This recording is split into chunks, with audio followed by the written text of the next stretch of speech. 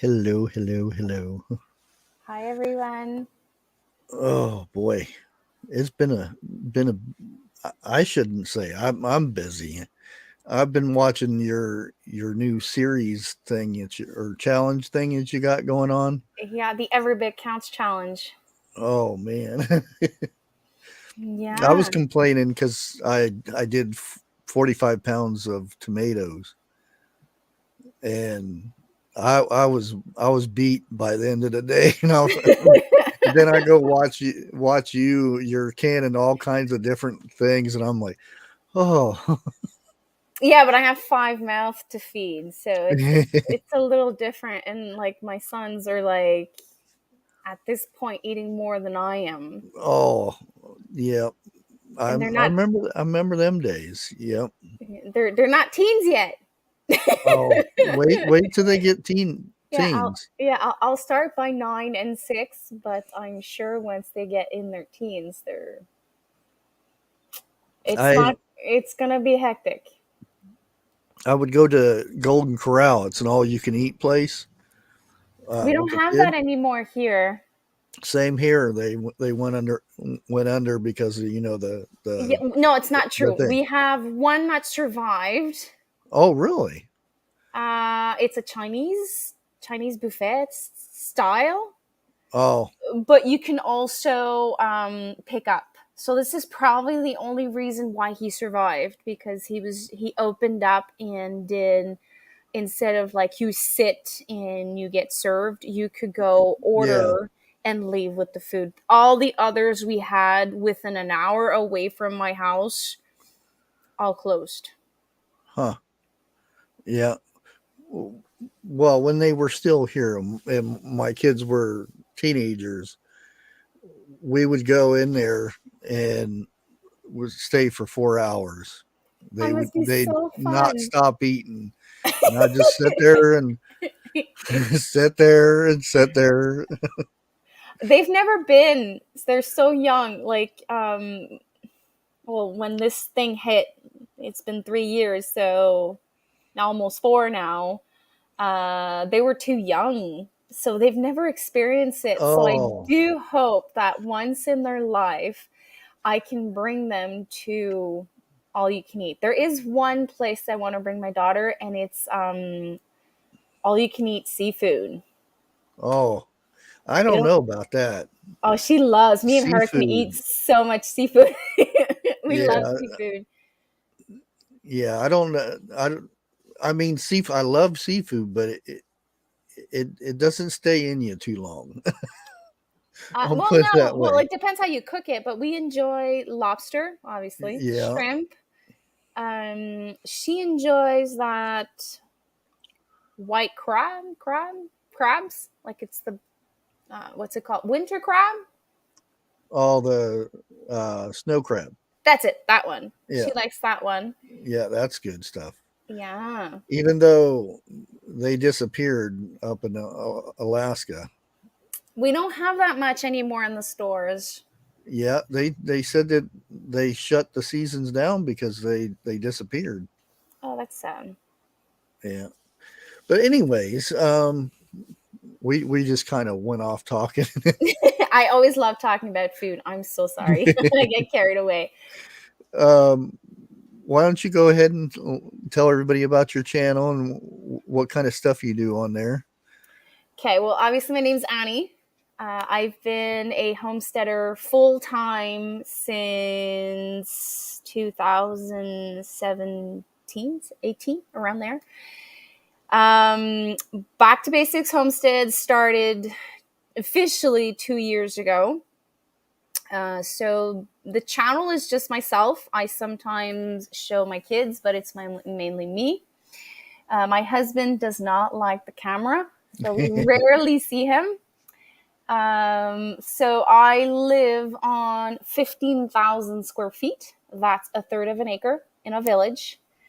I have chickens. I have ducks. I have meat rabbits. I raise once or twice a year meat birds, and I harvest them myself with my husband. I raise most of my food. every like tomatoes, green beans, peppers, onions, garlic, like whatever we eat. Sadly, I cannot be self-sufficient because I'm alone. I would need at least to clone myself at least once so that I have more food. Um, there's things I have sacrificed because I don't have either space or the time, like potatoes. Yeah. I serve a lot of my food. I can, pressure can, and if you haven't guessed it, my favorite to grow in the garden is tomatoes. Because I don't know if you can see my profile picture. I have a tomato in my hand. No, I don't think it's here. No, we can't see it. But one of my favorite things to grow is tomatoes. Yeah. What else can I say? Um, I have 3 kids. They are all under the age of 11. One girl, 2 boys. I'm busy, busy, busy, busy, busy, busy. There's always something to do. So that's my every day my list just gets longer and longer and longer. That's a summary. I could talk longer, but well, um, I've been watching. You've got a series, or is it a challenge? so the Every Bit Counts. Yeah. Okay, so the Every Bit Counts challenge is from August 1st to August 30th. The challenge is from Three Rivers Homestead. She is on Instagram and on YouTube. So basically, for 30 days, you preserve food, regardless of where it comes from, either if you've grown it or you Okay. purchased it. And you can freeze it, you can dehydrate it, freeze dry it, can it, ferment it, whatever way of preservation so that it could be good for at least a couple of months. So it's a challenge to push you on so many levels Yeah. because well, if you're a gardener, you need to go with the punches because sometimes there's things that happens that you didn't count for. You Yep. go with what's in season, and sometimes we slip in some deals. Like, I can't grow carrots, so when I see a deal, I'm going to go at the farm and I'm going to buy huge amounts of carrots, and I'm going to be pressure counting carrots. But basically, in a month, you will do you do an overall tour of what you have the day before, and you do an overhaul tour after that 30 days, and you sit down and you just enjoy whatever, and it actually teaches you a lot during those preservation days. Yeah. And talking about potatoes, Yes. I I thought I was going to get a lot more potatoes than I did. Um, In your tub. yeah, I went back and looked at the type of potato I put in there, and they were a prune tomato. So they're going to be small. Oh So I thought I was going to get me some nice sized potatoes and everything, and yeah, I got maybe 6 pounds altogether. no. Oh, that's gonna be like what, two meals? Yep, pretty Three, much. The first depending. meal, I already had them. They taste really good, but yeah, for the size and everything, it just what I mean, that would be easy to can. I mean, you wouldn't have to do much, just pour them into a jar. But Yeah, I don't know. I've given up on potatoes. One, because your soil is so depleted after you've grown potatoes in the ground. So that means you have to spend the next 3 years, 4 years rotating crops. So, like, where I've planted in the soil potatoes last year, this year I can only sow Asian greens, lettuce, radishes, like things that are low. So, and to fix the nitrogen, I'm sowing beans and peas. Yeah, that's good. So now I have to like the soil is so depleted that I need to have like I need to have like a growing calendar if I want to grow potatoes in the ground. And it's so time consuming and too much information for my brain at the same time. So I decided I was going to grow 10 grow bags, but finances were tight. So Yeah, I decided to do, I think it was 5 or 6 7-gallon bags. And I think I'm going to jump at the end of the season. Those 10-gallon bags, they usually go on sale. I might grab 5 more. And then yeah, next year have full 10-gallon bags so that I can grow potatoes in those. I find it easier to grow in grow bags. yeah. Now, what I usually do to whatever soil I have left from the potatoes, I put it out on. It's right now. I've got it set out on a piece of rubber, and the sun is baking down on it and killing anything that might be in there. And then I'll put it in my compost. That way I can work it into the compost and hopefully come back with better I soil. normally, when like every year, I create new beds and Hmm. they're raised beds. I normally throw that at the bottom, like the Yeah, last layer, yeah, so that the top soil or the compost I put on the top is never in contact with the bottom layer.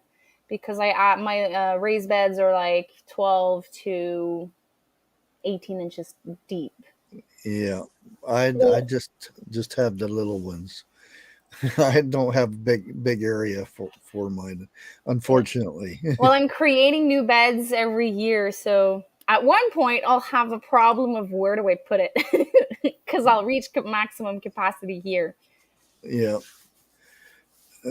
it'd be nice if where I do have my beds now, um,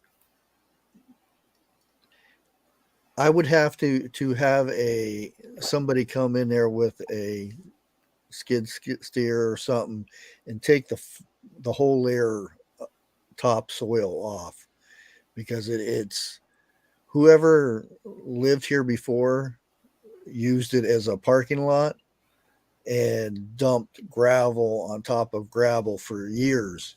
Oh no. And when you dig down in there, it's just rocky and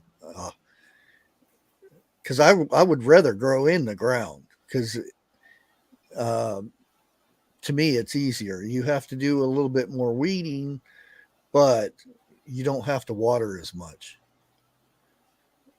Well, it And depends of your soil's consistency. Like I am on clay soil, oh, and okay, yeah, I've been trying to build my in-ground garden for years. So, and yeah, when I used to water at first, like it was like just sit the there. it just went everywhere. It was not where it was supposed to. Now it's getting better, Yeah. but I've never tried guinea pig poop. I just saw a comment. Someone wrote guinea pig poop is magic. I didn't know that. Hmm. I I I use love rabbit poop. my rabbit poop. I don't have That guinea that pigs. stuff is awesome.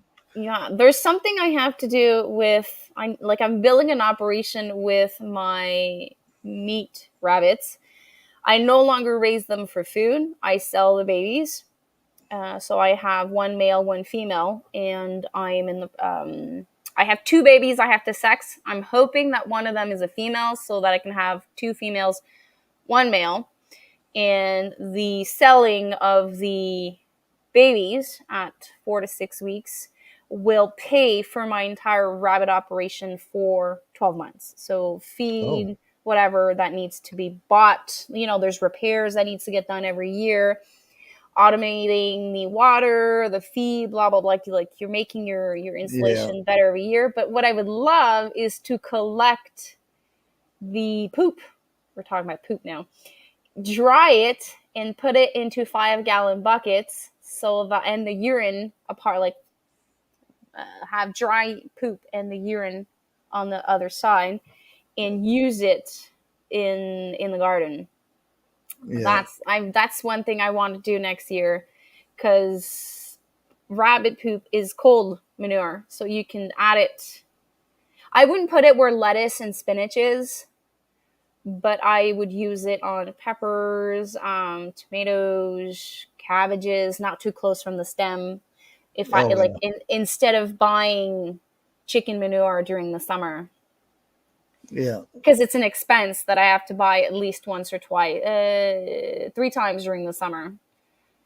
Well, and all you have to do is basically put it in a 5-gallon bucket, maybe 2 inches, and then fill it with water and put a lid on it and let it set. It doesn't smell the best. You mean Um, you would create tea, rabbit yeah. tea? Oh, I didn't know that. Yeah. And then that 5 gallons, you can dilute it on top of that, depending how strong you make it. And then you can just put it in a, a watering can and water. Don't put it on the plants, put it in the soil. And Yeah, oh man, they love it. like when it's outside, I rarely use fertilizer on vegetation, because at night, if I go outside, like right now, I'm gonna get eaten alive by bugs. I would probably disappear, and I would have to either be very early in the morning, which I'm not a very morning person, or very late at night. So I prefer using vegetation fertilizer when I do my seedlings, because I can close the lights Hmm. inside the house. um, Speaking of canning, Yes. I always ask everybody this so that I have canners come up. What's one thing that you wouldn't can again that you've canned in the past besides the potatoes? No, I can potatoes. Yeah. But the experience I had in my last video, I was so sad. Like at least 50% of that 10 pounds was like bad spots and everything. So like when I saw those 3 jars, I'm like, that sucks. But no, I enjoy canning potatoes actually. Uh, there's what? There's stew. There's certain recipes of stew that I've tried that didn't pass here. Don't know why, because when I do regular stew in the crock pot, they love it. Don't know why.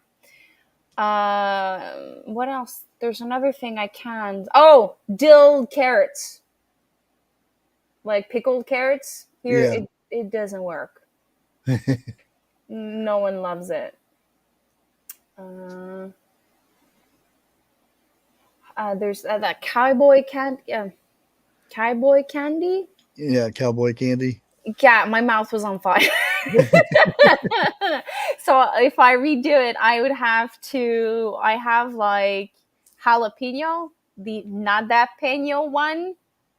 I would have to like gouge down the heat. Like my mouth was on fires. There was fires coming out of my ears. So that's another thing I wouldn't can, or can differently. Caramelized onions. I've canned that. It was a No one really enjoys it. And there was another one. Oh, beans. At the moment, I've canned beans, but I think it's the method I have chosen. They're all soggy and ugh. Um, and I learned this from uh, vineyard chicks that if you put grape leaves in with your pickles, they'll be crunchy. I've tried that. I've tried with Oh, really? no, no, no, not green bean. I mean, you know those red kidney beans. Oh, So I've yeah. tried red kidney beans and black turtle beans, and I'm following the exact way to do it. So I do the quick soak, and then I cook them. think it's 30 minutes, and then I pressure can them. And they don't look like the cans that you buy at the store. They're all like mush, all destroyed. Tammy from Rever Canner gave me a trick. And also that 1870 Homestead also said the same trick. And there's a third homesteader that mentioned it, so I'm going to give it a try this year. So they skip that 30 minutes cooking. Oh, okay. So they do the quick soak, and then they pressure can it.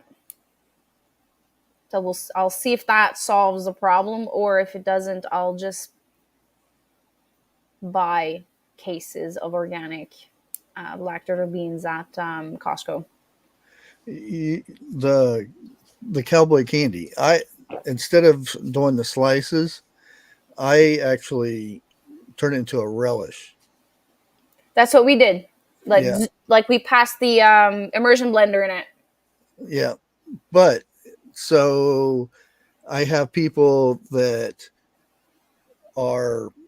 they don't like spicy, so I end up half of the batch. I take the seeds and all the hot parts out, and Okay. then use the other half, just the normal seeds and all, and it's not as spicy. Okay. Yeah, and that seemed to work out pretty good. I would have to check. And the it's only jalapeno, if my memory is correct. Yeah, that's usually what. I mean, you could probably use hotter peppers too if you wanted I to. know. I'm starting with jalapeno. My husband is the one that is very spicy. When I met him, I've never actually had anything spicy, and I'm trying to introduce it a little bit in our food. So we're starting to enjoy Chipotle. So I started introducing that spice in some of the stuff, and we really enjoy it. But like, he adds a lot, and I'm like, I'm looking at him and my ears, like there's fire coming out of it, and I'm not eating it. He's like using a dish towel going like this because it's way too spicy. So I'm starting, but I don't think it's the second year I'm having a hard time with my hot pepper plants. I think I'm gonna have to start them earlier inside than my That's regular. usually what I do. The issue I had this year, um, which goes to show you have to harden your plants. Yes. Um, I left them on my front porch. They were under the porch and everything, but I forgot them outside the very first night. Not and, good. and everything else was fine except for the peppers are struggling. Well, they got stunned probably. Yeah, and they're just now starting to come about.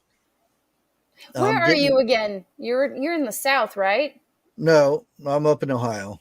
You're in Ohio. So you're zone 6? Yep. Okay. You still have a little bit of time. Oh yeah, I'm still getting some.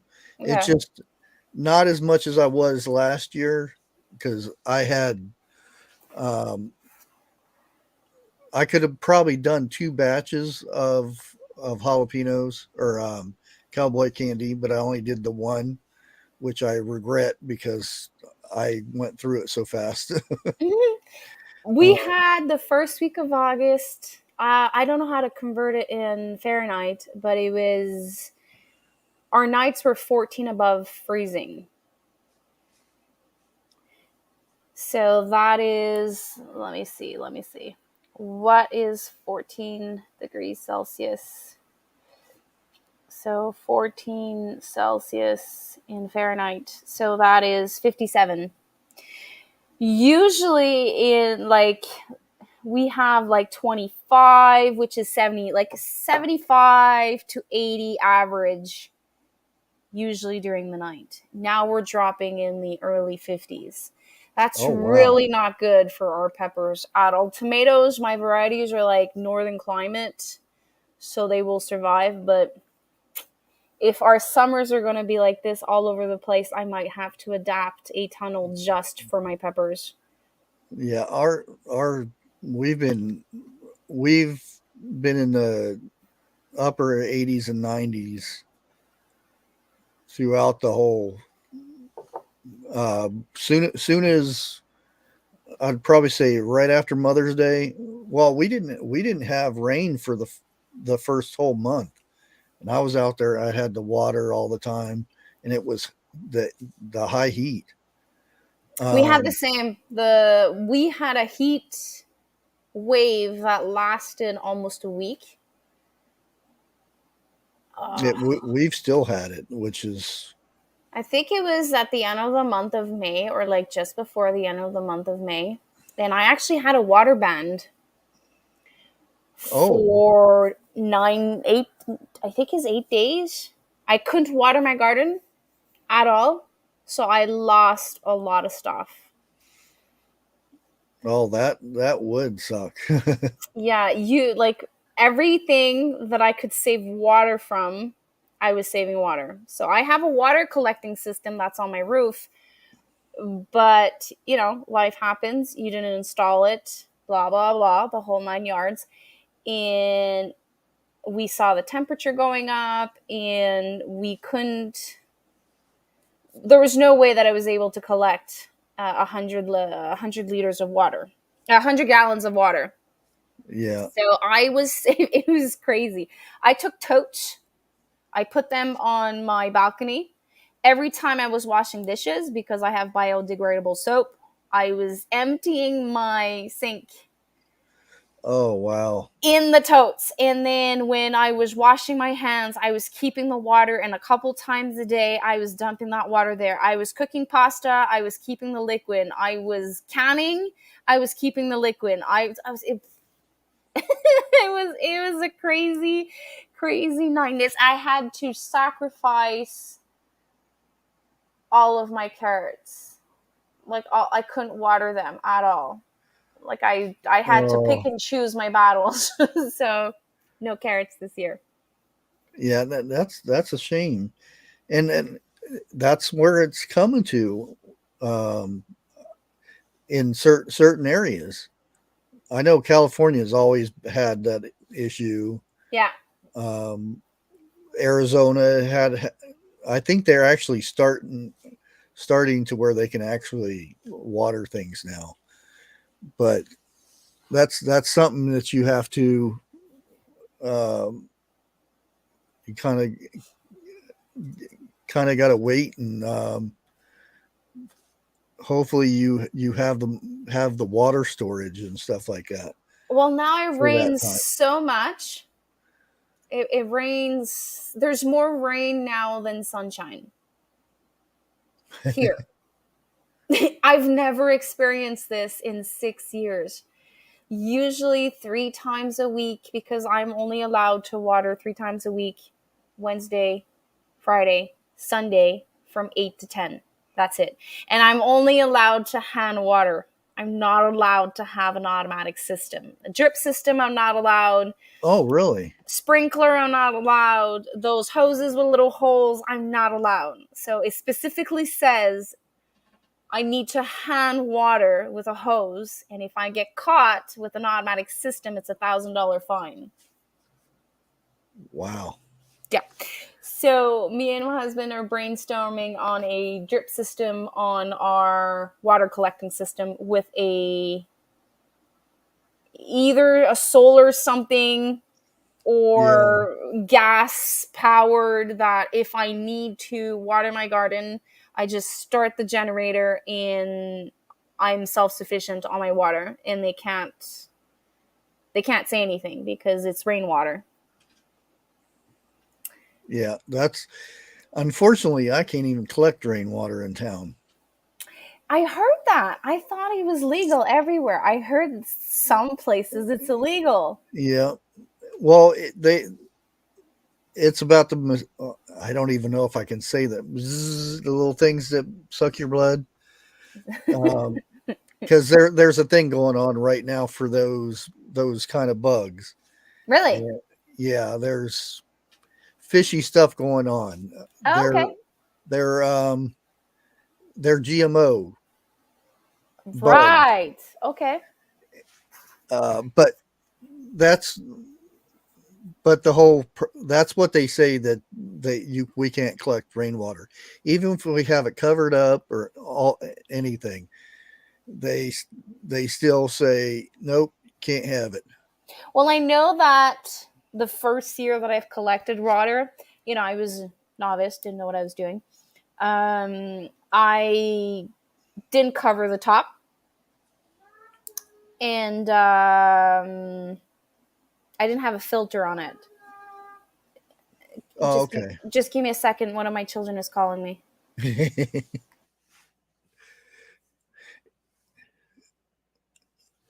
um,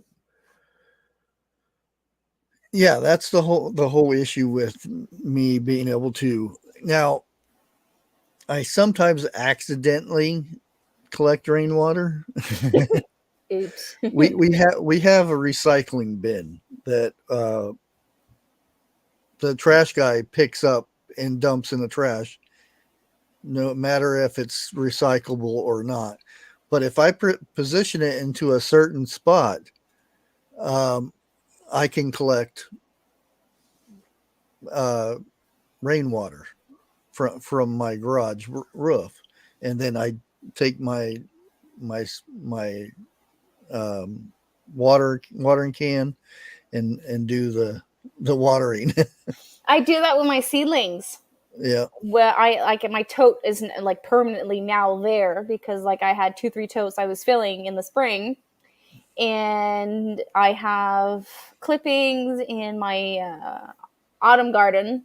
I was taking my canister and I was just picking up rainwater and watering my seedlings like that. It's actually full of fertilizer, so Yeah. And the thing is, if you do have standing water out and you don't have a top on it, all you have to do is drop some so some dish soap in there, and it would the bugs don't go in it. no, well that's what I do. Well, now my brain is all over the place, so now every couple of days it rains anyways, so it's going to fill back up. I dump it out, but when I was like once a week I was at least dropping a couple of drops of soap, mixing it, and I had no bugs in it, but it's like it's open tote, so I have to be very very Well, you careful. don't mix it. You just drop it in Oh there, and it really? I it was puts mixing it. yeah, it puts a film on the top, and then if they do land in it, they'll die. But usually they go down and dip their toes in it and like ooh and fly away. Really? Okay, I Yeah. just learned something, thank you. Um, Now, what is um, your most favorite thing to can? Hmm, can I say 3? Oh yeah, Okay, so my favorite is pizza sauce. pizza sauce. We have pizza, homemade pizza every Friday night. So I make 2 pizzas for the family, and I think on 50 weeks, because there's 2 weeks, holidays and all of that. I think I make at least 40 to 45 weeks during the year pizza. So I have to preserve at least 45 1 cup jars of that. Then salsa. I love to can salsa. It's very versatile. You can I use can it. I can't can that. You can't? No, because I eat it. I have to. I might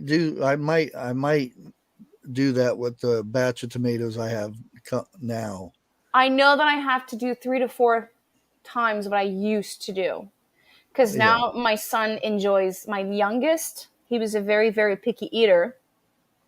And out of all the things he decided to enjoy, salsa is one of them. Like, usually, chunks, young kids don't like it, but he Hmm. seems to enjoy it. So I do the zesty salsa from the ball book. I'm going to have to do at least 4 to 5 recipes to be able to, because I'm taking a semi sabbatical next year. I'm growing less food. So I'm trying to put up 18 months of food. Okay. I probably will not. But if I could do on some That's stuff, a lot of food. that's a lot of food for Yeah. 5 people. Is so either that or I'm gonna check out deals at the end of the summer and buy like 100 pounds. Last year I did that. I bought 100 pounds of tomatoes for like I think $10. Okay, so I did have some brown spots and all of that I had to remove, but it was like a really good deal. So if I can get my hands on that, well, then I could just push my canning jars further. So salsa is definitely something I enjoyed to do. And the third one is my hot pepper relish. So this is a YouTube channel that I found 5-6 years ago. Starry Hilder. She has a hot pickled pepper. That's a mouthful. Relish, and I do it every 2 years. I do 2 recipes, and it gives me, I think, between 15 to 19 little jars, and it usually lasts me about a year and a half, 2 years. Yeah, I like I said, I did a batch of that cowboy candy relish, um, and I gave maybe four half pints away, and the rest of it I just ate up. it, I went down there. I'm looking all over for it, and I don't have. I have the juice because I can that too. Okay. Whatever's left over, because that stuff is, You can use it oh in marinades, I guess, when you marinate yeah. meat. You can put it in potato salad. Oh, that's some of the best potato salad. There is Um, one more I forgot to say. I Ham, enjoy canned beets, beets. not pickled, pressure canned. Oh yeah, I really love that. I love beets. Um, I didn't get any canned last year because I just ate them, because I like roasting them in the oven with whatever I'm cooking. Um, and I had planned that I had all that planned that I was going to can beets, and I said, well, I'll go ahead and make one batch in the oven, and yeah, one batch came, two batches, and then three batches. Three, And four, then, five. yeah, Well, but knowing that I want to take a semi sabbatical next year, everything that's coming out of the garden, okay, obviously we do eat fresh because, we grow food to eat fresh also, but I would say my main focus is to preserve. oh yeah, So I have 20 pounds of beets that came from my garden that is now pressure canned. how many? 20 pounds. Oh, 20 pounds. Yeah. That's a good bit. Yeah, that was 5 rows of 15 feet. And they were like in clumps of like 2, 3 beets together. Yeah, and that's what I've had people um, watch me, plant and say, "Oh, you got to spread those out. They'll never grow."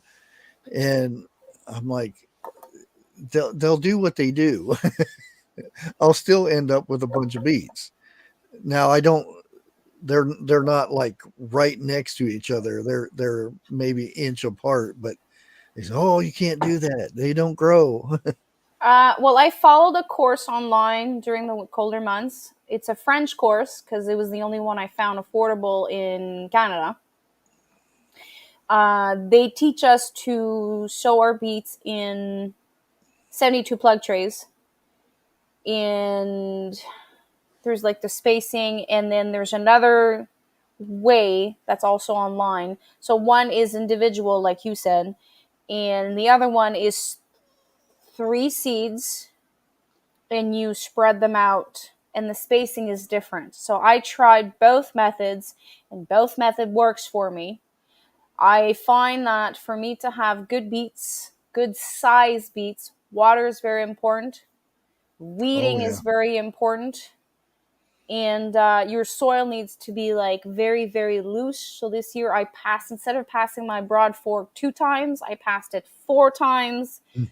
and like I wanted my soil to be super super loose, so I had about the same results with the two methods, but because Yeah. I prepared my soil way better this year, they were huge. Like this year was the first year I had humongous beets, like almost the same size that you would buy, you know, those bags that you buy, 20-pound bags at the farm.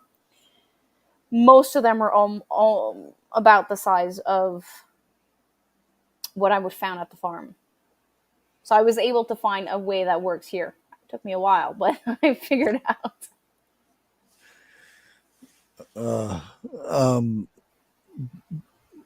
but like I said, whenever I planted my beets, I've actually took one seed and planted them, you know, far enough apart, and I've done the whole thing that way.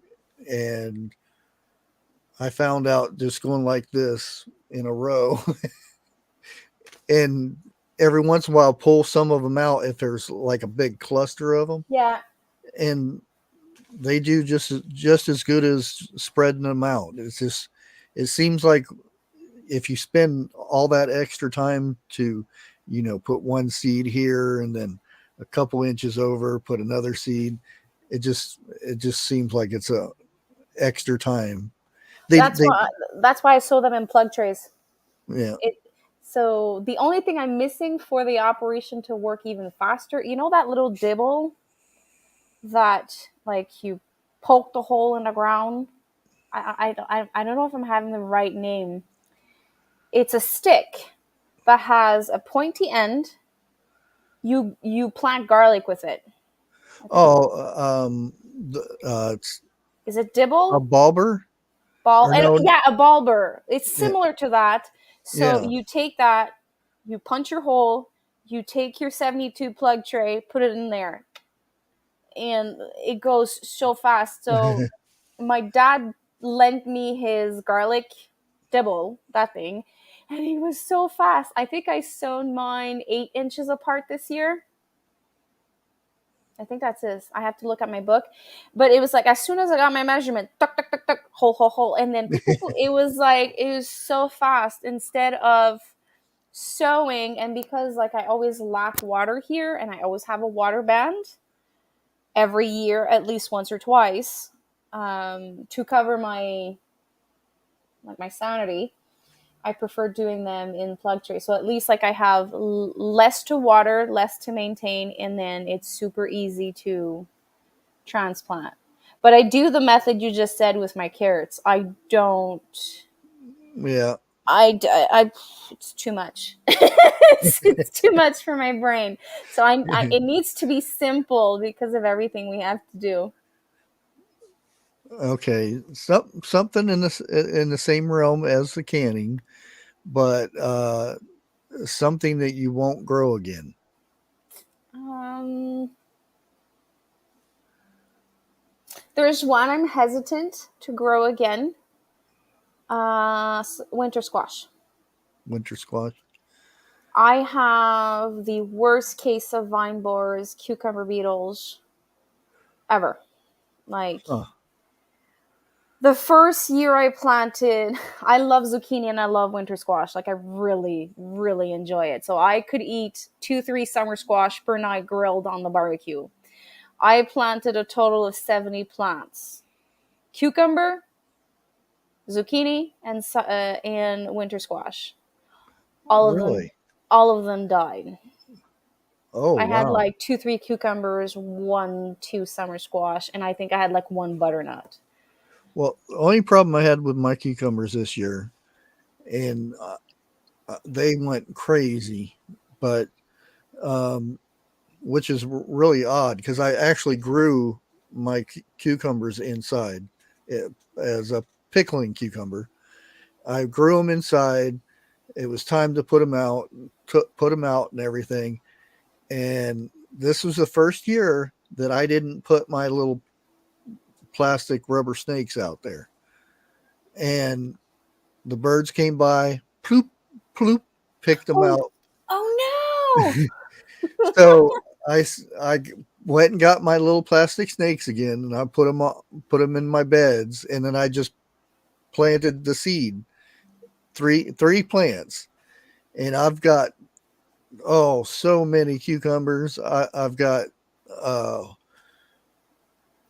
um, I think 40 jars of bread and butter, and I've got like Num 20 num num. relish Nice. off of three plants that were late because I had to start them over with seed, Yeah. and they did excellent, and I didn't have any bugs on them or anything.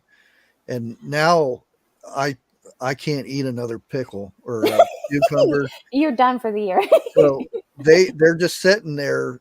They're dying now because the cucumbers are turning to seed, which Yeah. that's what I want. But I could have probably got another 20 pounds out of that Nice. three three seeds.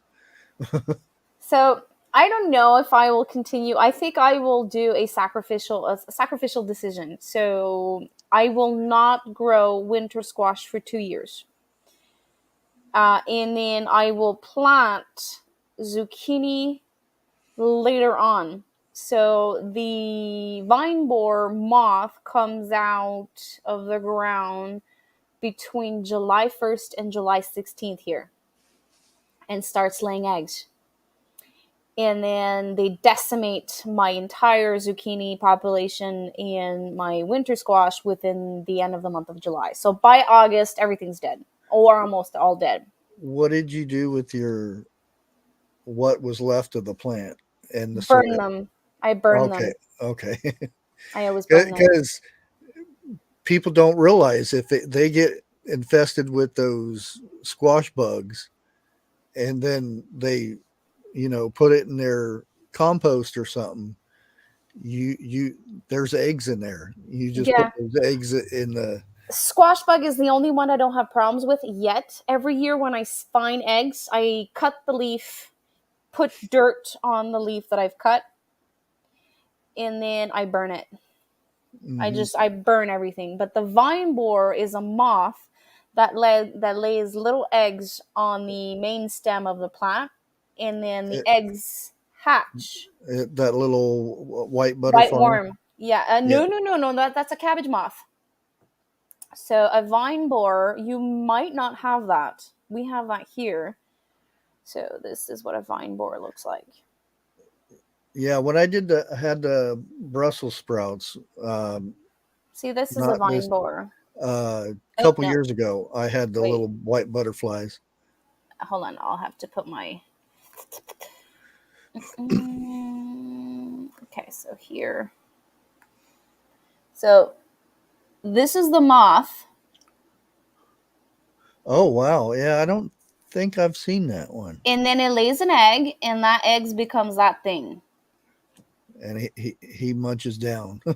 So what it does is that little egg is like super tiny, and then it becomes like this tiny, tiny, tiny white worm, and then it bores inside your zucchini plant, Oh, and then or any squash plant, and then it it creates like this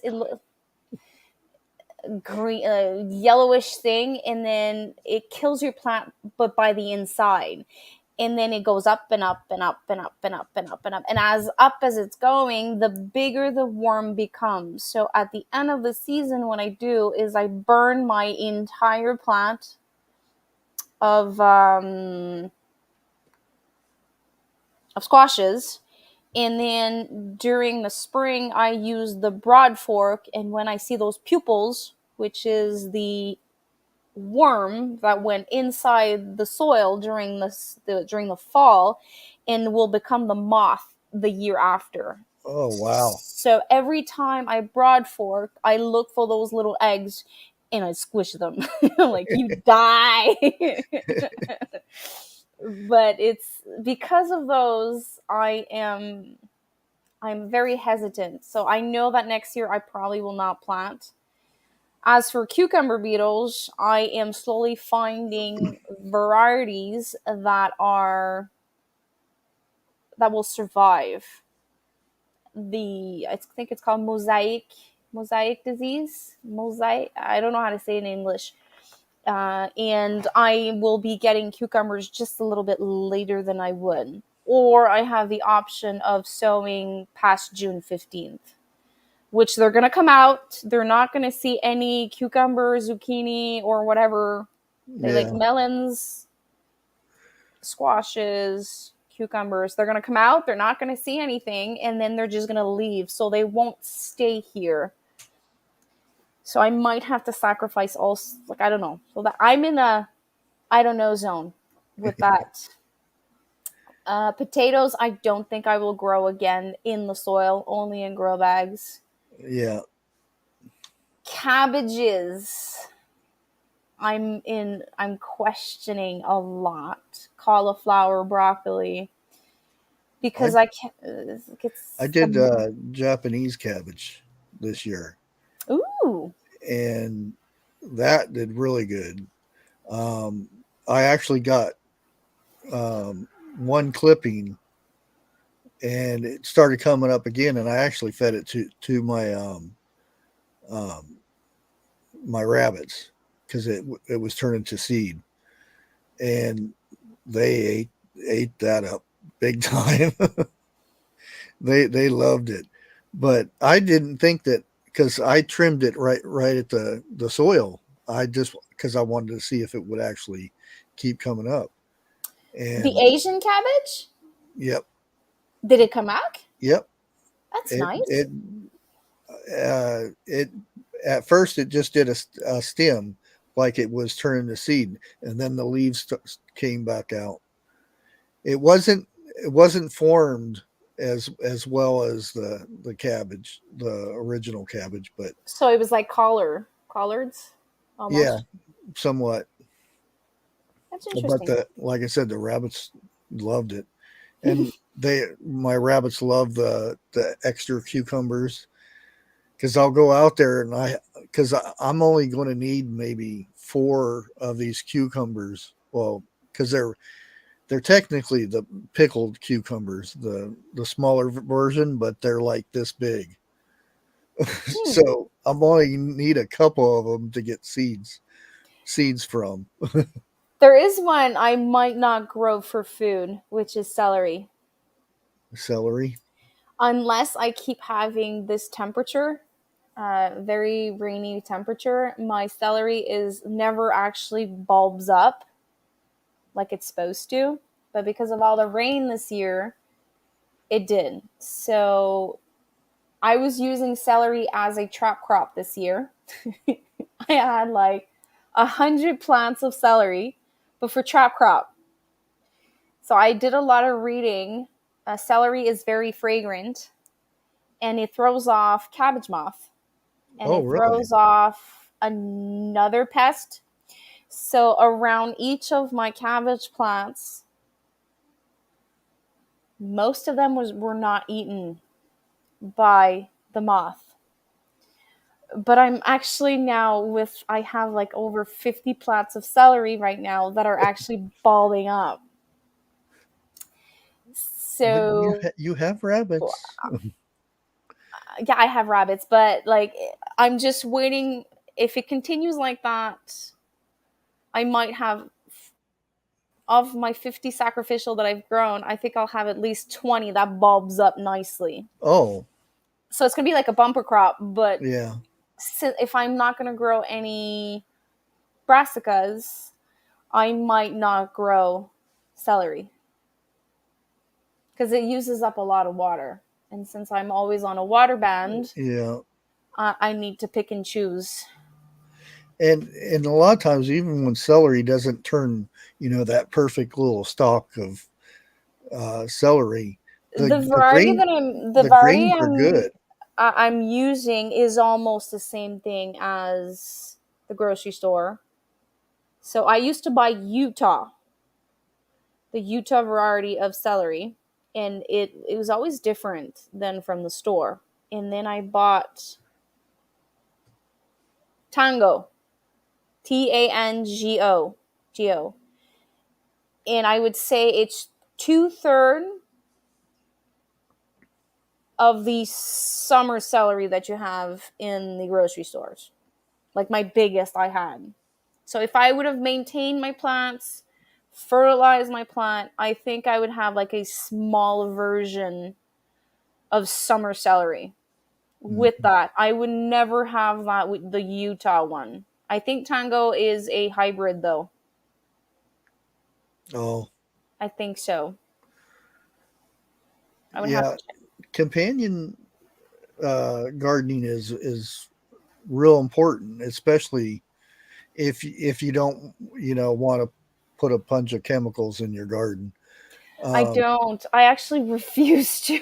yeah, me too. The most lethal thing I put in there is neem oil if I use it, but I use a watering agent with it so it doesn't leave the oily stuff on the plant. I've used neem oil. I've broken my bottle, so now I'm out of it. Mhm. I'm using also peppermint oil. Yeah, For that's I tried peppermint for the squash bugs. It didn't work, yeah. but it does work on other stuff. What else did I try? Uh, there is a rhubarb tea. Rhubarb tea, So the rhubarb, not the stalk, the leaves. You know the the leaf. Yeah, because I've that's supposed to be toxic. yeah. So I've seen this. I have to go back on. I can't remember where. Some people use it as bug repellent. Well, pest repellent. And there was another one I saw that I want to look into. Neem oil. I don't know what that is. I just saw a comment. Um, I don't. Somebody told me once, and I forget what it was. So what is Um, neem oil? but it's good for. It's a natural way to get rid of bugs. But I don't go and that's the first thing I do is run and spray my plants down. I almost wait till there's going to be a rain, and I know that it's going to rain the next day, I'll spray my plants. That way, it kills all the bugs, and then that rain is going to wash it away. Hmm. I also use DE sometimes on the cabbage family. Diatomic earth. Anything that does not have a flower, I use DE. So let's just say that I'm there's a lot of because it rains a lot this year. I have slugs and something else, and I just sprinkle the top of the cabbage with diatomic earth, and it just kills the slugs and the slimy things that are eating it. What else do I use? Well, there's nothing better than removing it with your hands. Yeah, I watched somebody. They got infested with the tomato worm, the big, Yes. and they were out picking them with I can't That even say night it. light, that Yeah, fluorescent light, light, yeah. I and don't know how you call it. they were picking them off and putting them in a bucket, and they had a good size bucket full, Chicken not a feed. 5 gallon bucket, but a ice cream bucket, and they tossed them into the chickens. Oh, those chickens were woo! They were having a party with them. I'm sure. Like, when I find like those little vine borers inside the plant, I just make sure to like I try to catch one and like I'm having like that moment where I feed that little worm to the chicken. I was like, die. um, You went to the wrong garden. yeah, you came to the wrong place. I'm so sorry. I know that you love my zucchini plants, but no, you're we're not on loving terms. I'm not sure if Bee Charming was asking if I was in Canada, over by Canada. Maybe that's what I I was going to ask. If you wanted to ask or answer some questions Sure. from chat. I am Um, in Canada. in the province of Quebec. So my mother tongue is French, and English is my second language. And if you guys want to ask any questions, just at me or put it all in caps. I That way also we can see use it good. eggshells Yeah, for bugs when I think to dehydrate them. yeah. And then I've had a lot of questions about blossom rot, blossom end rot. Oh, for your tomatoes. Yeah. Um, Um, believe it or not, uh, I had somebody on here from Haas Tools, uh, and he even said that one of the best things is if you can find somebody putting drywall up and get their cuttings and stuff, their leftovers, and mush that up and put it in your soil. That's the best thing uh, to get rid of blossom end rot. because it's full of calcium. Yep, it's gypsum Okay. is what drywall is made out of, and just my luck, the neighbors behind me moved out, and it wasn't good for the owner of the place, but they trashed it, and they had somebody come in and put new drywall in, and left a big pile of it sitting back there, and I just went over there and mushed it up and put it in where my tomatoes were going to be. So I didn't have any problem with it. I didn't know that. I normally do the chicken manure that I buy is infused in Oh, calcium.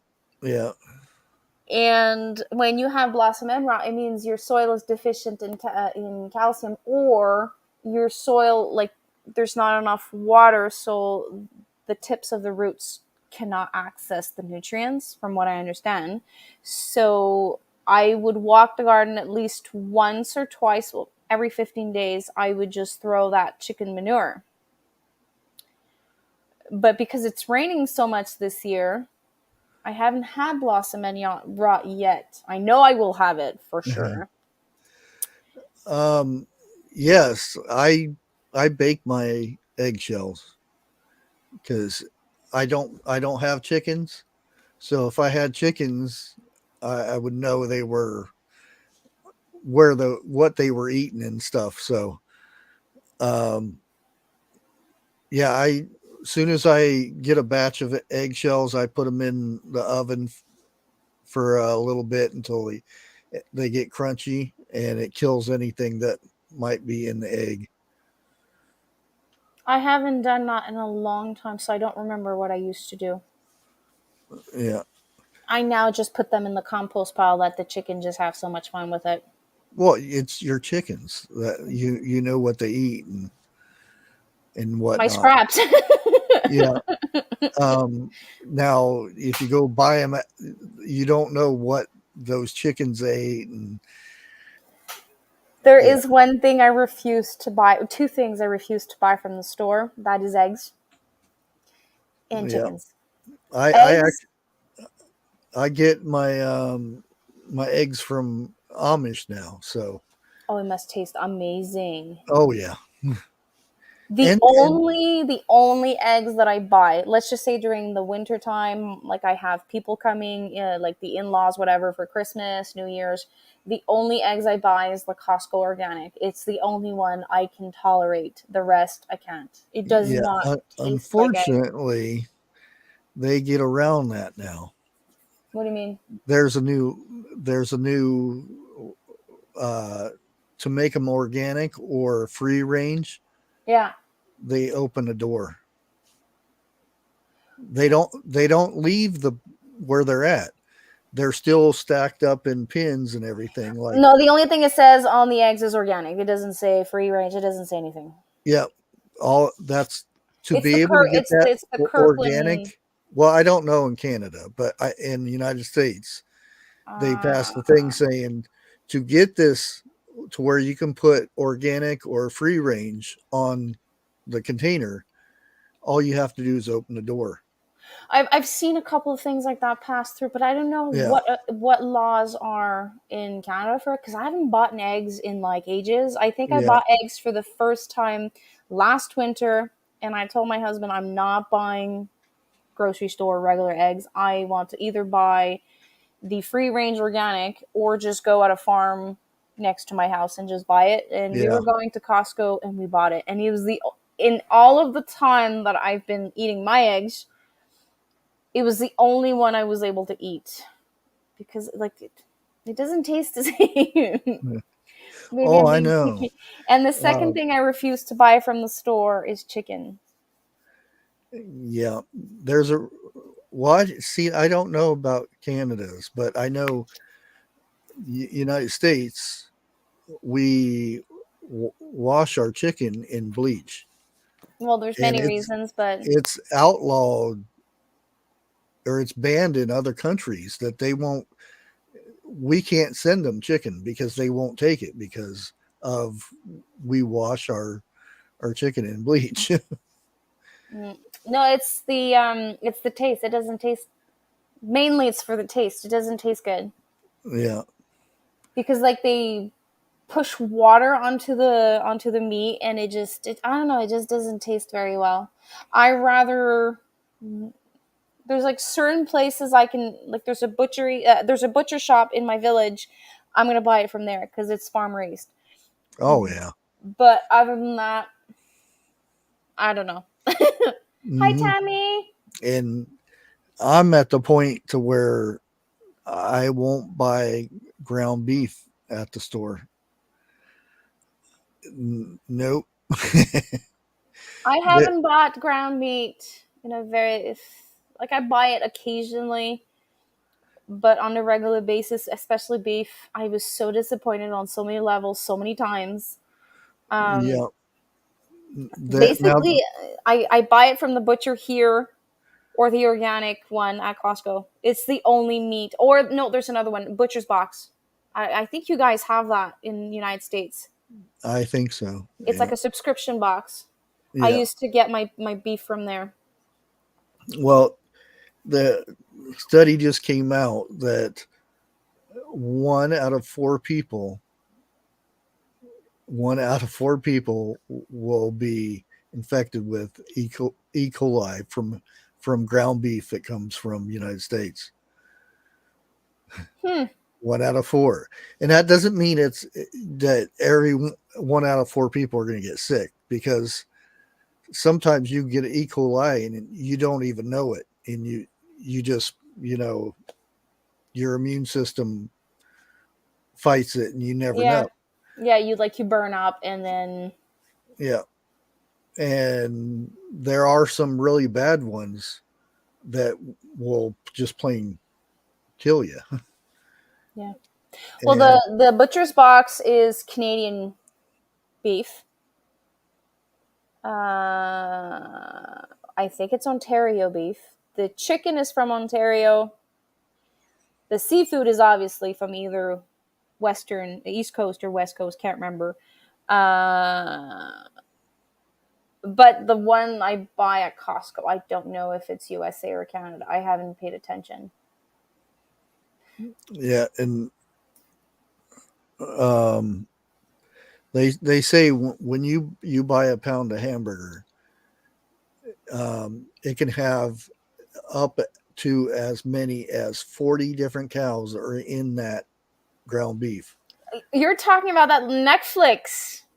Huh? You watch that Netflix. Everybody keeps telling me about this Netflix. I don't have Oh, you Netflix. don't? Okay, so Yeah, my I've done research on this, and I've contacted there's a college, and they send me emails when they update stuff. oh well, So I've been getting, there but was a. Sorry, I cut you off. I can't I can't put a lot of it on YouTube because I the video gets taken down. Obviously, no, there is something on Netflix that came out.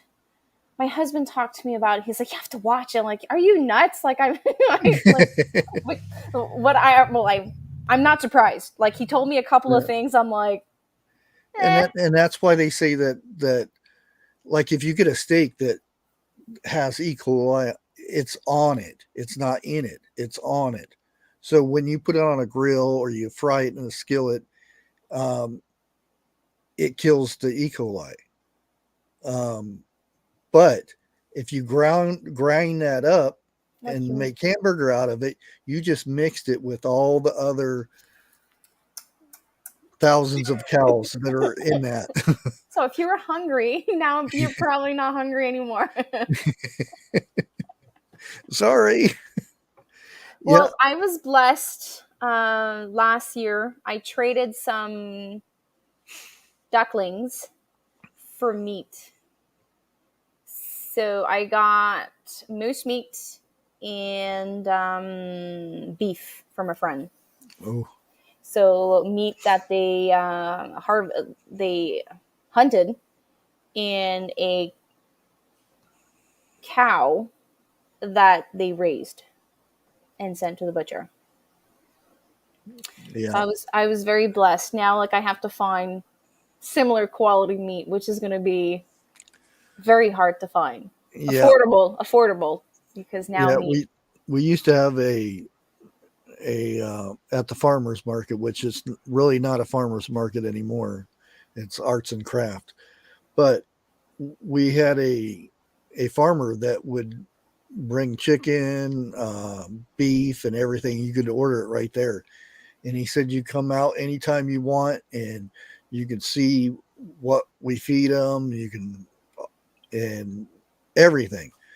And um, they ended up stopped selling because they started putting everything back for themselves because it was just something they would have extra couple cows and they would bring it to the farmers market and do package deals and things so they could make extra money. But since everything went wonky, they stopped coming and they're staying home and keeping the stuff for themselves. I would do the same, Yeah. because well, I don't know your rules and regulation. We have so many rules, so many regulations here to be able to sell on Yeah. market level, that, like, you need to be financially very secure in, like, just to start. Like, you need a special kitchen, special tools, special this, special that, a Yeah. license, and blah blah blah. So if you're a small dude and only wants to sell a couple of cows, it's going to cost you a fortune for those couple of cows. Hmm. So there's a lot of people that just decides to keep it to themselves or share it with their in-laws. Yeah. That's what they did. And that's where I used to get my beef from. And it's like, oh man, I have to go to the store and buy this stuff now. Um, Yeah. it's getting harder to find quality stuff now that isn't juiced up with a bunch of stuff and I you know. rather sacrifice not have it, Yeah. and, like, once a year, twice a year, indulge when I find, like, a farm raised meat, That's instead of, like, taking the chances of either getting sick or, like, being disappointed. yeah, that's why I grow my lettuce indoors all year round. That way I don't buy lettuce from a store because lettuce, spinach, any of that stuff is very, very bad. I no longer buy spinach because of Oh, that. There was three or four E. coli in Canada. oh yeah, I remember that. I actually did a video on I that can't that remember if it that in was Michigan. Michigan had a bunch. I can't remember if it was lettuce or spinach. It's one or the other or both. Yeah. And so I looked at my husband. I'm like, we're no longer buying spinach. We're no longer buying lettuce. If we want spinach, we're going to buy it frozen. I'm just going to smile.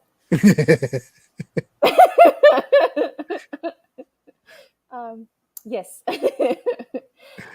So I've switched certain things like spinach. I buy it frozen. Lettuce, I grow it inside or not buy it at all.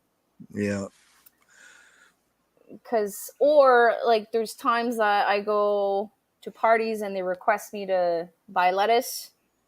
Like I wash it like 4 or 5 times to make sure, and I buy the ones that are the least touched with their hands.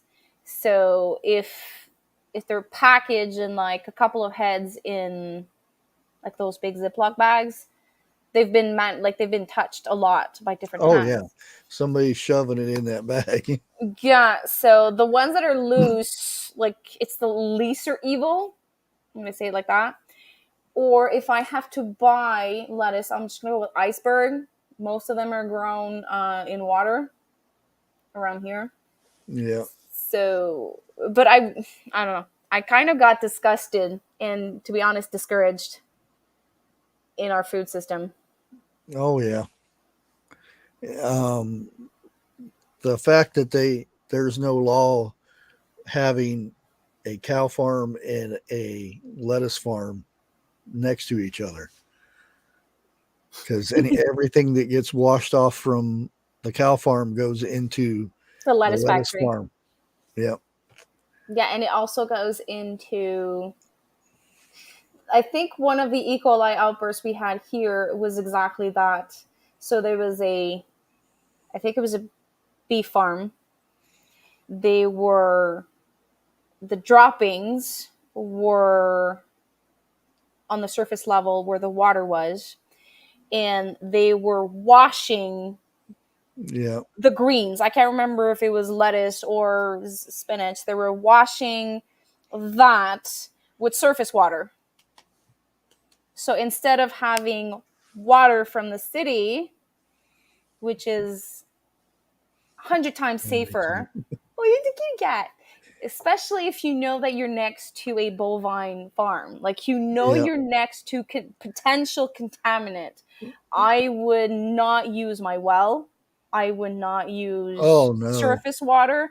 I would use city water so that I would not have E. coli, which makes 100% sense. But you know, that's what they did. They were washing their greens with surface water, which was contaminated like right from the start. But anyways, we can Yep. go down that rabbit hole so far and get lost a couple of times. Yep. I went to check out a property, and we come around the bend, and this property was right here. Oh, it looked like great property, and there's woods on the both sides.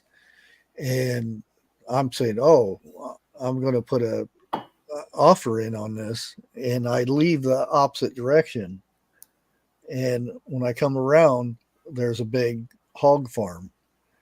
Hog? Oh, pork. Yep.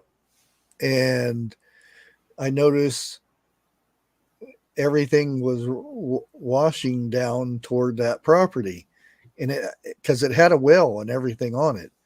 And I'm like, nope. The Because chances of contaminations are pretty high, especially if yeah, it's a surface well. yep. When And I we were said, purchasing this, like we had three. When we wanted a homestead, we visited one farm, two houses, and the agent that was helping us out, she said, if it's a surface well, you stay as far as possible from it, especially if you have animals that are nearby, any type of mhm, animals, especially beef. yeah, If there's corn or any other things that are transformed and the water can actually go down to your surface well, the chances of E. coli or any contaminant being in your surface well are like 90%. So you need to yeah. And stay that away cornfields from are that. even worse. It's not E. coli, but it's There's another bacteria, I can't remember the the name. yeah. Um, now if you No, can I get don't. I don't test my soil. yeah. Um, I have like twice, and it was fine both times. I don't do it every year because I just have the little thing you just poke in the ground. I don't go and have it tested somewhere, but that's what I do. I just stick it in the ground and it's around 5 or 6, and that's good for me. The reason why I don't test my soil is I haven't used the native soil here. So I'm on 100% clay soil. So my raised bed gardens was soil that was delivered. Yeah, same here. And my in-ground garden, I kind of did kind of lasagna garden. So I laid down mulch and then I added the soil, which was 50% compost, 50% black soil. And I've been getting soil delivered year after year after year, and I'm not seeing any visual deficiencies. So let's just say your plant turns yellow, starts to turn yellow. You like I know that there's a deficiency, and I just look online. Let's just say that I have a pepper plant. So pepper plant turning yellow. What's missing? So if he says Feed. potassium is low, I'm gonna do banana peel tea compost, and I'm Yeah, gonna dump that.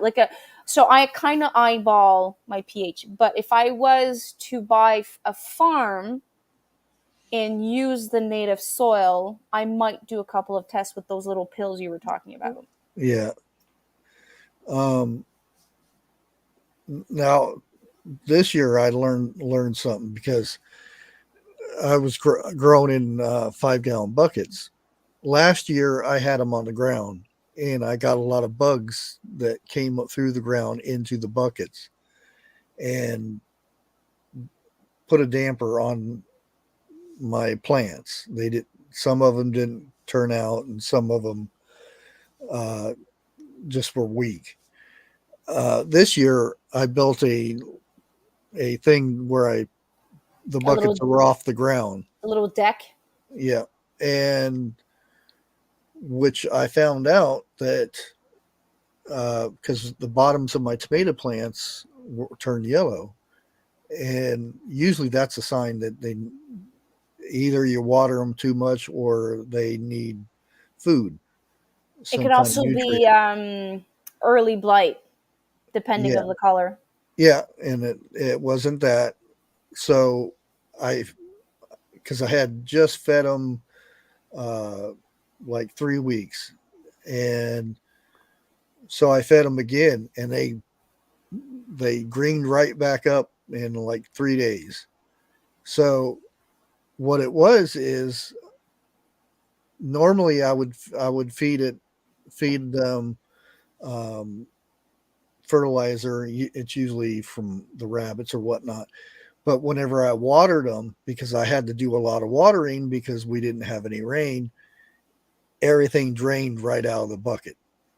It wasn't sitting on the ground to where it held that water in. It just went straight out the bottom. So all the nutrients in the soil drained out the bottom. So I found out that I have to actually feed those buckets more than I did my other raised beds that were on the ground. Really? Yeah. I don't have 5 gallon buckets. I have those um, Vivo Sun bags. Oh, the grow bags. I have actual grow bags. Yeah, I got those, um, and I've got those up on skids too, so they're not touching the ground. Um, I've never. I'm trying to pay attention. The only grow bags that I have such a hard time with this year is potatoes. They're on the ground. The rest seems to be fine, but they're 25 gallons. So they're like 20 inches by 20 inches. So yeah, is it because of that I don't have issues? Because I've always had them on the soil. yeah. It's hard to say because the first year I started using, because I never did raise beds or anything. I always dug up my soil and worked with my soil and grew in the ground.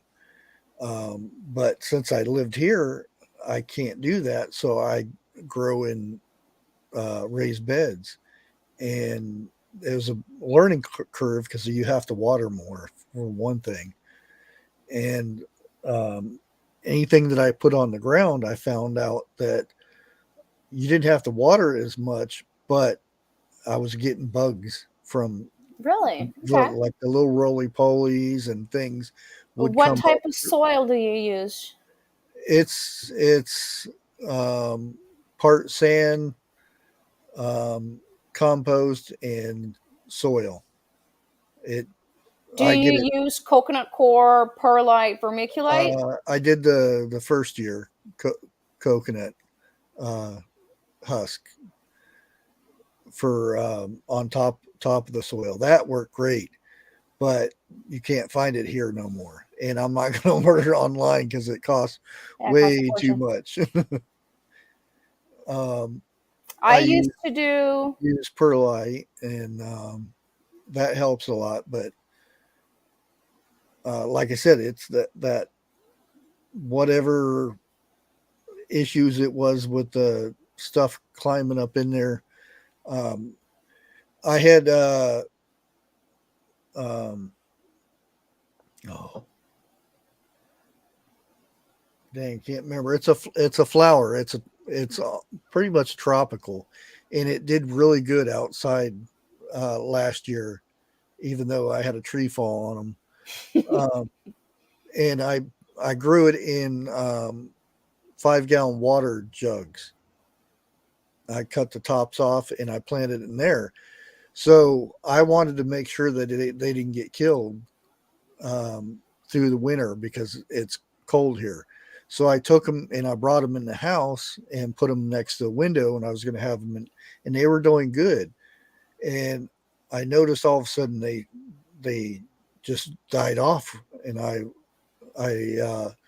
looked around their soil and pulled them right out. The roots were ate up, and all of a sudden here comes all these little bugs coming out of the ground. Usually, when I bring in plants, this is a trick my mom taught me when I was young. Every time you're bringing a plant, you need to remove all of the soil, Yeah, leave that's the what I should critters do. out. You leave the critters outside, Yeah, and you change up potting soil for indoor. And okay, obviously you could have some little suckers, critters that stick to the root, but at least yeah, like you remove most of them, and then that soil stays outside, and then you have a pot for inside. So at least you won't have those maggots or critters or yeah. There's a surprise. little roly polies. I don't know what that is, really, polies. Um, They have like thousands of legs. they're they're like a little armadillo, and when you touch them, they roll up in a ball. I don't think I have that. Oh, yeah, we do. Those are like when it's moist, they're there. Yeah, I don't know what their official name is. Oh, pill bugs. Ginger Ninja says pill bugs. I always call them roly polies. No, I that's don't what they know call. That's what they call. You're talking about this. Oh, yeah, I don't think you can see. Oh, if hold on, hold on, hold on. greens are so much fun until you're trying to show somebody something that's green. Yeah, so like I'm showing like this wonderful paysage, and Yep, that's it. okay. I don't have. I see them. So when I pick up my bags, they're there, but I've never noticed if they've done damage or not. Yeah, I didn't think they did until I had those plants in. I got my flowers off of them. I can't remember what the heck or they're really good for vitamin C and stuff, and I use them for tea. I can't remember what they are now. I'm not very good at flowers. Like I'm starting to identify some flowers. But the the plants were almost 6 feet tall. One, two of the branches were broken because the when the tree fall fell on them. Oh, Sewer Sewer bugs. bugs. Oh, Mm. I don't know that. yeah.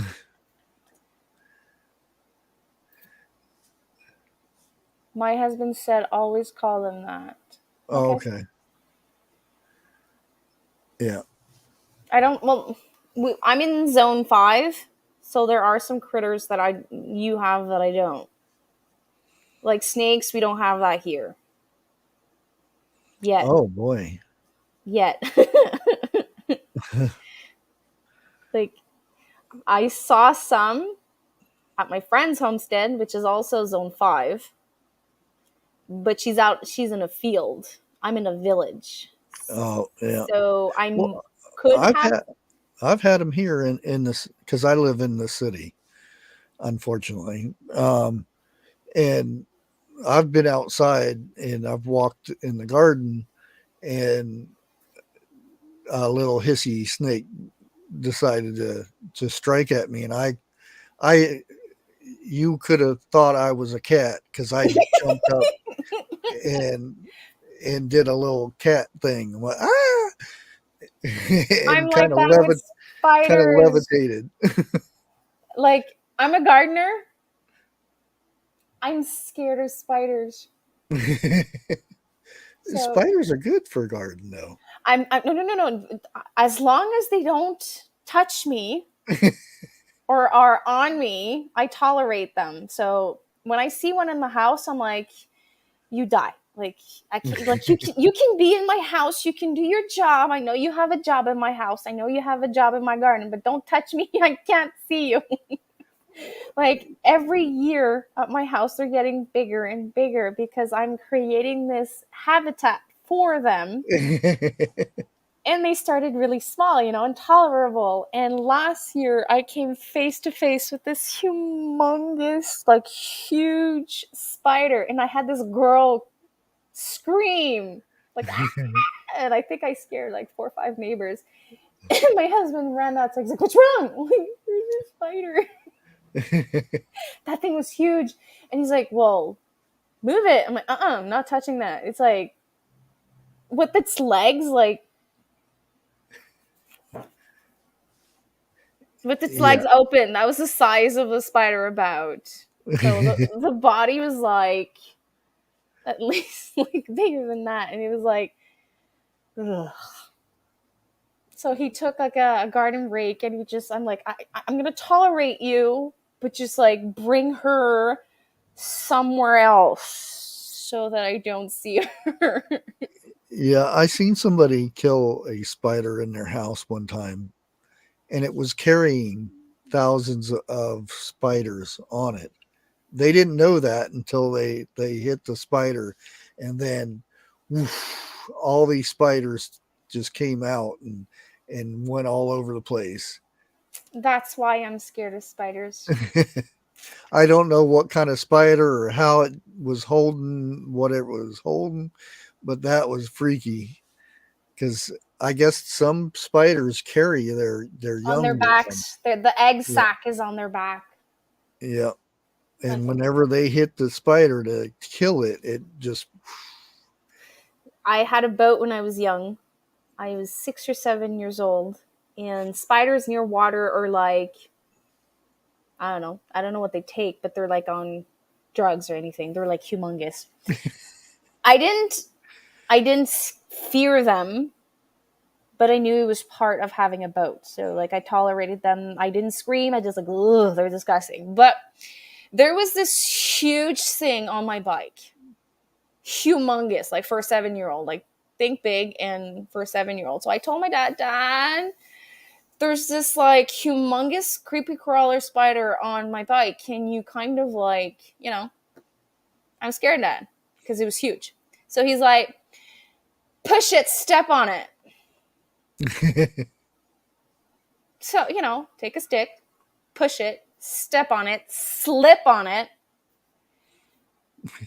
And I have all these little things hatching on my legs.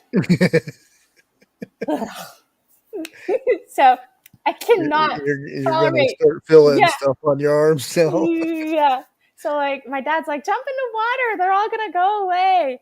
They didn't. So I know now that I have to learn to love them, but we're never in a good relationship. Yeah.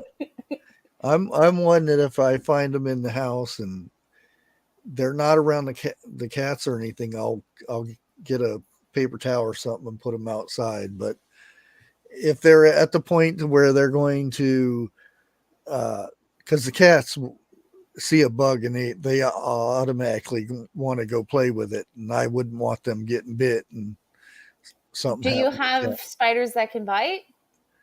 Oh yeah. Dangerous ones?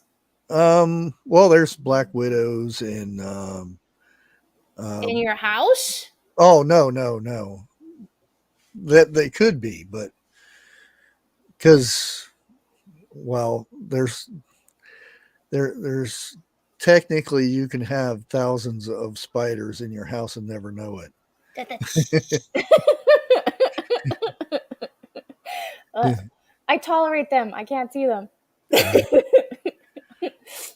Everyone's like, you're a gardener and you're scared of spiders. Yep. Well, we're at the point now that go ahead and close everything down. Is there you got anything you got coming up that to your channel and whatnot that you could let us all in on?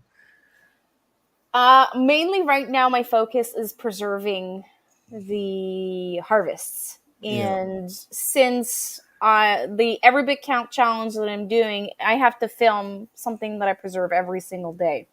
So that consumes a lot of my time. yeah, So it's about 10 minutes to an hour every day, depending what I decide to preserve. If it's a canning session, it's longer. If it's just freezing, it's at the moment right now, it for the month of August is probably going to be that. After the month of August, there's still preserving to be done, but I want to try also to show how I use what I have preserved. So baking, bread, sourdough, um, what else? I have a lot of requests for doughs. I have ciabatta, I have a French baguette request, seedlings inside because I do a indoor garden. I want to do that. So there's a lot of baking, cooking tips and tricks, and I'm gonna restart the how to replace store bought items series that I started last year. So Mhm. last year I did brown sugar. Instead of buying brown sugar, I show you how to do it. Caramel sauce, instead of buying that store bought, which is full of chemicals, questionable ingredients, I show Yeah, you how to do that. Um, Feeding sourdough, all of these things. That's what I do after the craziness of the garden. And I also take special requests. If there's things that I can include, I will do it. yeah. I was doing a thing with Needy Homesteader. We were both doing a sourdough starter from a book, and the book was wrong. It was a No. misprint, but we were still doing it. But she went and stopped at 7 days, and I continued, although I forgot a couple days and went up there and it all turned black because of the mold. So it was a pretty much bust for both of us. So after 7 days, you do your sourdough. If you started from scratch, you don't do breads. There's recipes that you can do to build up because it's so weak when you start from, like, I think it's a 5 or 7 day process when I've done it, but like there's half and half. So there is Melissa K. Norris that does a bread that is half levain, which is sourdough, and half store bought. I'm gonna say it. It's not living. The other word. Oh, book. Where is my book? Oh, I had. one I wanted to try because it was for it's I for guess I bread can't remember, like bread machines. the store bought that you do normal bread with, not sourdough, the other one. Yeast. Yeast, thank you. Yeah. So it's half yeast, regular yeast that you buy at the store, and half sourdough. So you're gonna do that recipe or similar recipes, or you can do pancakes, crepes, uh, no rise breads, and then Yeah. start building and building. And the more you're gonna feed it, the stronger it's gonna become. And if you compare a juvenile sourdough to a senior sourdough, which is like 2, 3, 4, 5, 6, 10 years old, you can't compare breads from a junior sourdough to a Yeah. senior. So it takes time. The best thing to do is to buy or ask a friend for dehydrated or a tablespoon of theirs, which is already they've done all the process for you. Yeah. There's the next one I want to try is with it's actually with yogurt. Yogurt. Yep. A bread? It's a sourdough starter that you use flour, um, yogurt, and something else. I forget what it is, but it's supposed. The family bread? No, is that it? Um, I had I don't know where my book is, but it's for bread machines, Oh, and I'm looking it up. it had a sourdough starter in that, and that's one I wanted to try. Oh, I didn't know that. I thought that. No, actually, no. It makes sense because yogurt is a fermented food. It does make sense, but I've never heard of it. This is so cool. My Yeah, started at 28 years old. Wow. dang. There is one thing I do with my sourdough discard, which is, let's just say that you're feeding it a lot to build it, and you can use, depending on the ratio, like, let's just say I'm doing the 50 grams of flour, 50 grams of water, and 50 grams of your starter, and then you dump it out and it becomes discard, and then you keep 50 grams of your starter, and then you feed it again, so you're left with 100 grams of Yeah. discard. So I take out on my oven, a cast iron pan. I put butter and I just dump it on it. I put a lot of butter. I cook it on both sides. You can add butter. You can add everything: bagels, shallots, garlic, whatever you want. It creates like this crispy bread, like thin pizza thing going on. I don't know how these are called, but it's super good to. Bread. I think so, but it's made from your discard, and I love doing that. Oh, Because, like, if you're impatient and you don't want to do a lot of breads, you could just cook it up every day and have a snack. And then within a month, you would have a strong sourdough to start baking. Flatbreads. No, it's not a flatbread. I think it's a scallion. No, it's in my recipe book. I can't remember. I'm starting to get tired, so my brain's starting to get mush. But it's just you're cooking your sourdough discard, and you're adding butter. And I do shallots. I could do everything bagel, all of that. Better learn those zodiac sign or someone's. Okay, but it's yeah. not flatbread. I've done the pancakes, sourdough pancakes. Oh, they're good. They're fun because you prepare everything the night before, and then the next morning. Yeah, Okay, they're not scones, it's a but scone. let me find out the name. Scallion sourdough. I think it's scallion. Quick Oh, sourdough it's called fried bread. or scallions. Okay, I was right. So 3/4 cups of sourdough unfed, salt. Okay, no, so this is way too fancy. I just Crumpets. scallion sourdough discard. Yeah, I like Indian fried bread. Oh, that stuff's good. Those are good. Not that stuff you get at the fairs and stuff, but Okay, so the this good is what it stuff. looks like. Okay, let me take out my background again. Crepes over pancakes. Ooh. Okay, so this is what it looks like. But I do mine like super thin. Oh yeah. So it's just butter, herbs, spices you want, and you just cook it. Nothing else. Scallion was wild onions here. No, well, they call it sourdough scallion pancakes. That's what they call it. You can fill them if you want. You can make it all cute and cuddly, but like I just take 3/4 cups of my sourdough starter. I just put it in a lot of butter and I just flavor it the way that I want.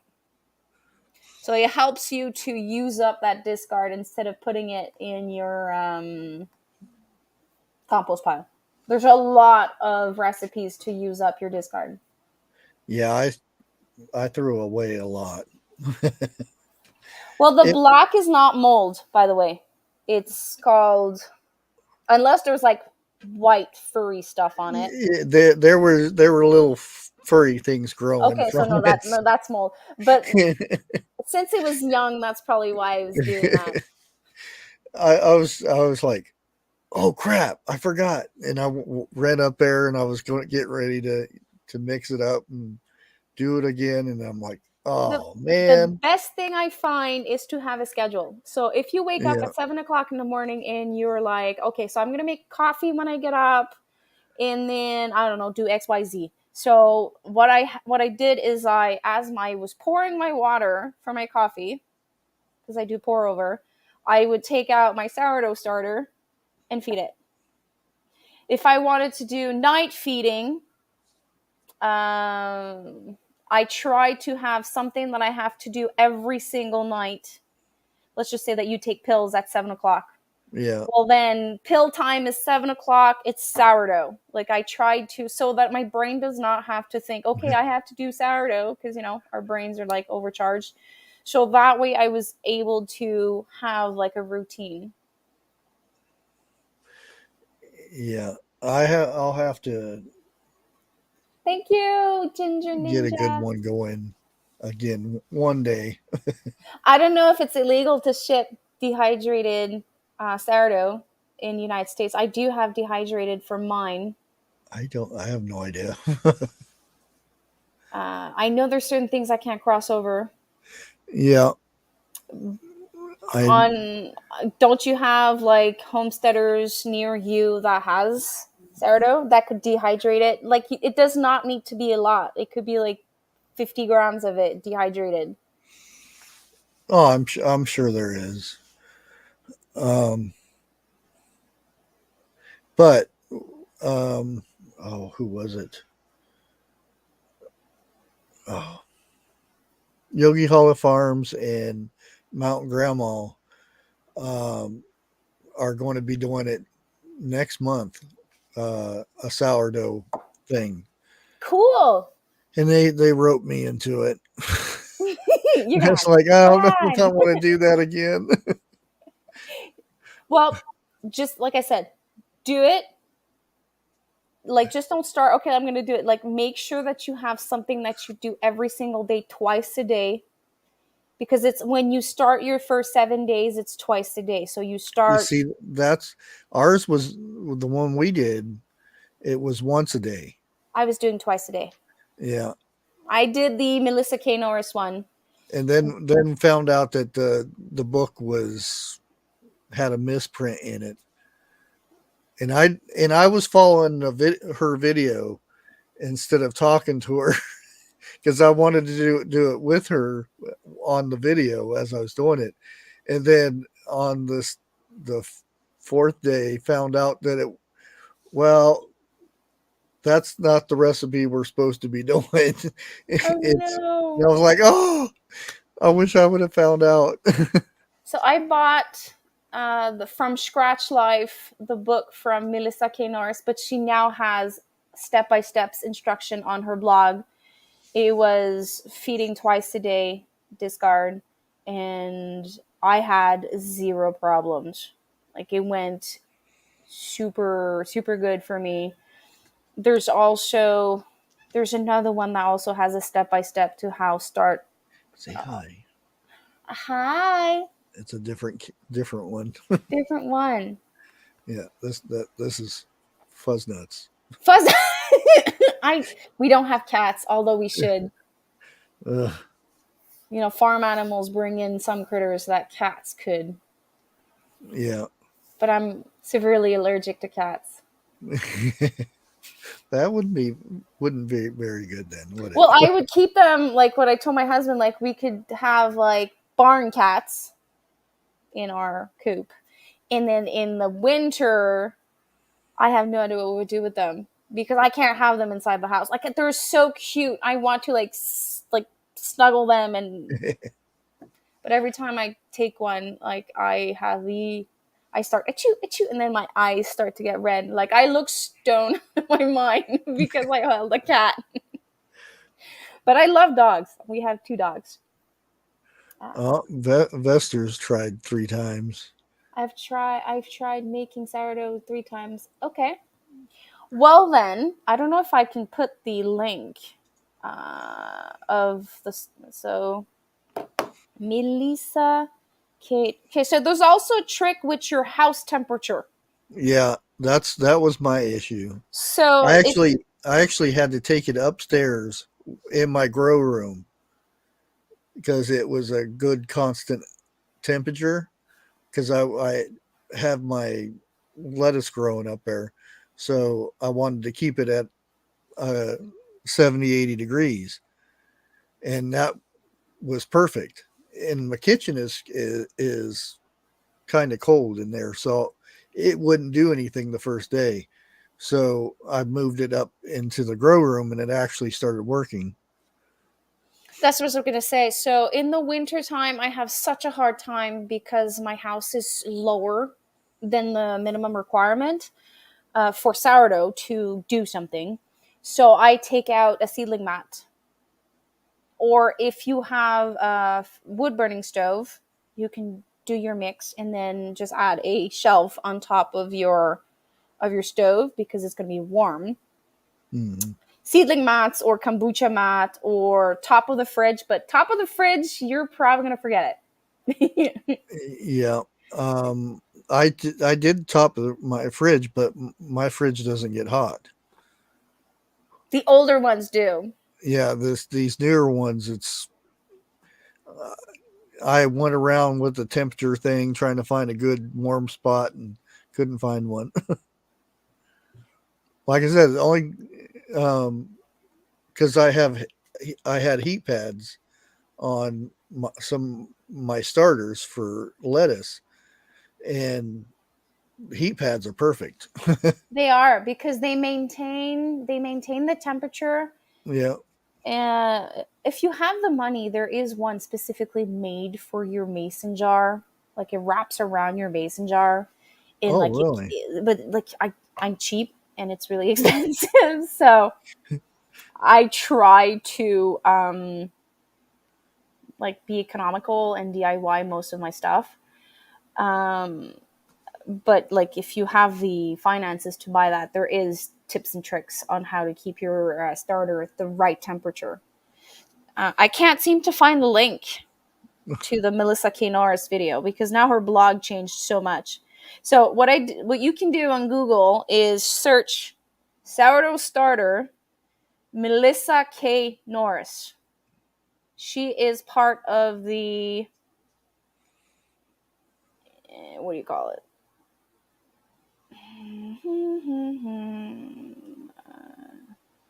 Something Academy, Pioneer Academy. I'm trying to find the name.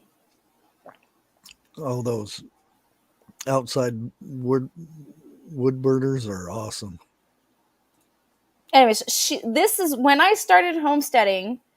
Melissa K. Norris was one of the first person that I started my journey with. Like, MI Gardner for seedlings and all of that.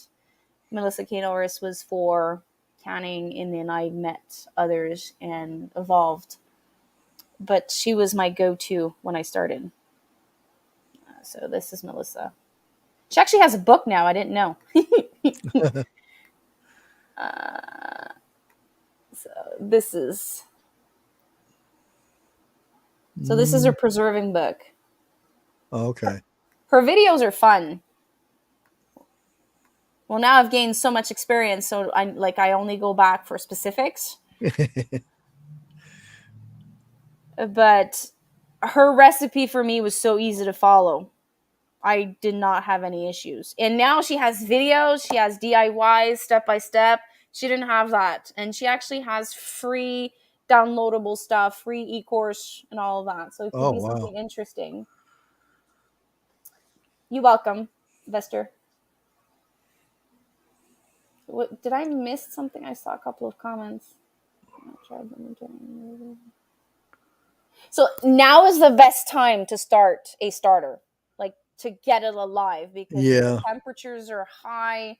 I struggled with mine. I fed it for almost 2 months during the colder months because my house was like not the ideal temperature. I tried every single trick in the book. I fed it. And at one point I'm like, okay. There you go. Thank you.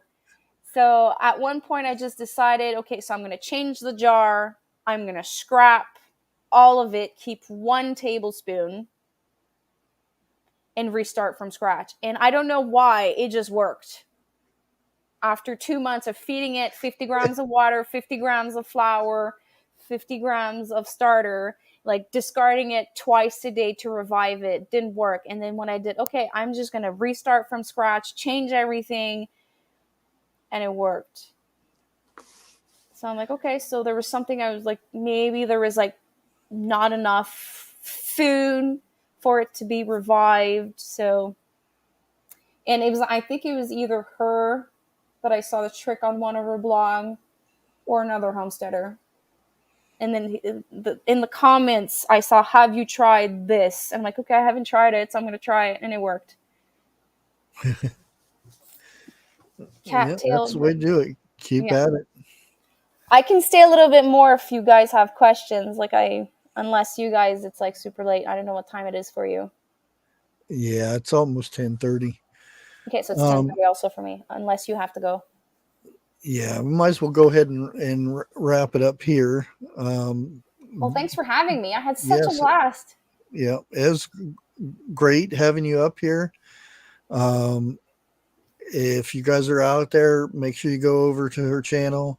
Actually, I think I didn't actually put it on the thing. I think a couple of your moderators added the link. It should pop up there. All I'm seeing is exclamation point guest. Oh, there it is. There it goes. The bot's a little slow. Oh, so that's the bot. I thought it was someone. I thought it was one of your moderators. Bushy bot. You never know. Like there's so many names out there that I saw. Yeah. There I did have some a pest earlier. I saw there was a troll or two earlier on. Yeah. Thank you. But again, thanks, and thanks you guys out for hanging out with us, and we will catch you on the next one.